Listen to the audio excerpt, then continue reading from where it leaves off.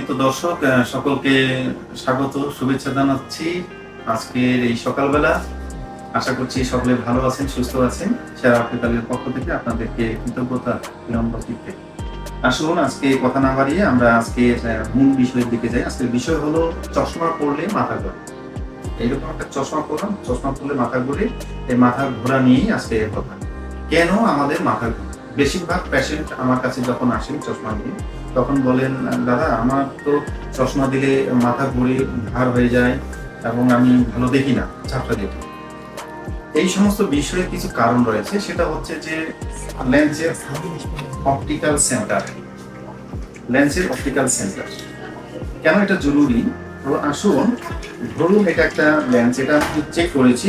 যিনি পেশেন্ট ওনার পিডি হলো 62, তো রাইট আইয়ে 31 আছে এবং লেফট আইয়ে 31 আছে পিডি, নাক থেকে দুই পাশে।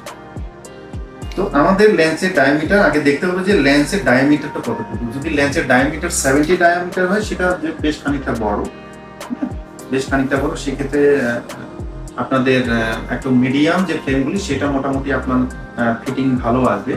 আর যদি আপনার দেখা যাচ্ছে যে লেন্সের ডায়ামিটার যদি প্লাস পাওয়ার হয়, সেটা যদি অল্প পাওয়ার, বিশেষ করে দেখা যাচ্ছে যে 65 ডায়াপ্টার বা এর থেকে কম, তো সেই ক্ষেত্রে কিন্তু আপনার মূল সেন্টারটা থাকবে না। এই ক্ষেত্রে আপনার লেন্সের ডায়ামিটারের উপর ডিপেন্ড করে আমাদের যেটা করতে হবে, ফ্রেম সিলেকশন করতে হবে। ফ্রেম সিলেকশন এবং লেন্সের ডায়ামিটার জানাটা খুব জরুরি। এই ফ্রেমটা আমাদের এ সাইজ, অর্থাৎ এইখান থেকে এটাকে এ সাইজ বলা হচ্ছে। লেন্স ফ্রেমটা এটাকে এ সাইজ বলা হচ্ছে।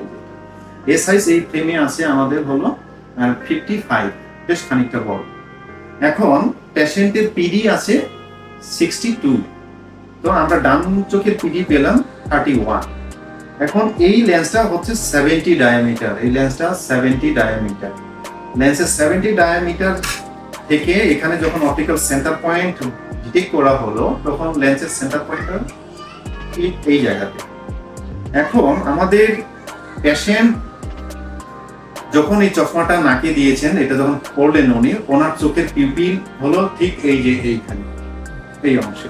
এখন আমরা তার পিপিল অনুযায়ী যদি আমরা লেন্সের সেন্টারকে যদি আমরা মিলাতে যাই, ঠিক করতে চাই, তাহলে দেখুন এখানে এটা হচ্ছে অপটিক্যাল সেন্টার, এটা হচ্ছে আমাদের ডেমো, যেটা আমাদের চশমা ছিল সেই চশমার পিডি অনুযায়ী এখানে সেন্টার। তো দুটো সেন্টার যদি আমরা মিলাতে যাই, তখন দেখুন এখানে কিন্তু কি হচ্ছে, এখানে কিন্তু সেন্টার মিল হয়েও হচ্ছে না এবং কিনারায় চলে যাচ্ছে, এবং এখানে কিন্তু গ্যাপ রয়েছে। এই যে গ্যাপ রয়েছে, এই গ্যাপ রয়েছে, এই যে গ্যাপটা, এই গ্যাপের কারণে কি হচ্ছে, অনেক সময় আমরা দেখি যারা নন প্রফেশনাল তারা কি করেন, তারা ঠিক মাঝামাঝি এরকম লেন্সটা একটা দিয়ে সেন্টার, দেখুন সেন্টার, মূল সেন্টার লেন্সের এখানে, কিন্তু আমাদের যিনি চশমা ব্যবহার করেন ওনার কিন্তু পিপিল কিন্তু এখানে, এখান থেকে বেশ কিন্তু প্রায় 8 মিলিমিটার সরে গেছে। ফলে কি হচ্ছে, এটা ডিসেন্টারেশন হচ্ছে, অপটিক্যাল সেন্টারটা পাচ্ছে না। আলো যখন যাচ্ছে তখন সেন্টার দিয়ে না গিয়ে ভিন্ন ইয়ার থেকে যাচ্ছে।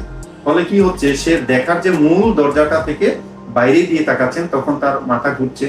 এবং পেশেন্ট দেখার ক্ষেত্রে উনি শুধু মূল ফোকাসের জন্যই কিন্তু উনি শুধু চেষ্টা করছেন যে কোন অংশ দিয়ে ভালো দেখা যায়, কোন অংশ দিয়ে ভালো দেখা যায়। এটা ওনার বুঝতেই দেখা যাচ্ছে ওনার সময় শেষ, অ্যাডজাস্ট হতে হতে ওনার সময় শেষ। হ্যাঁ, একটা সময় দেখা যাচ্ছে যে পাওয়ার বেড়ে গেছে।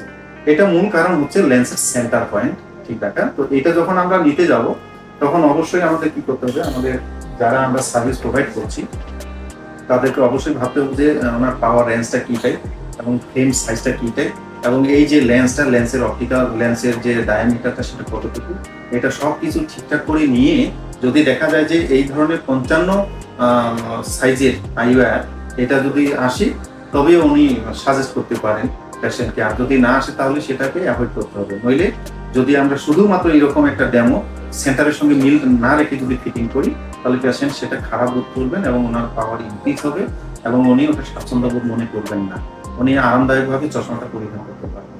তো এই বিষয়গুলি আমাদের মাথায় রেখেই আমাদের কাজ করা দরকার, এবং সেটা কাস্টমারদেরও এই বিষয়ে অ্যাওয়ারনেস হওয়া দরকার, সচেতন হওয়া দরকার।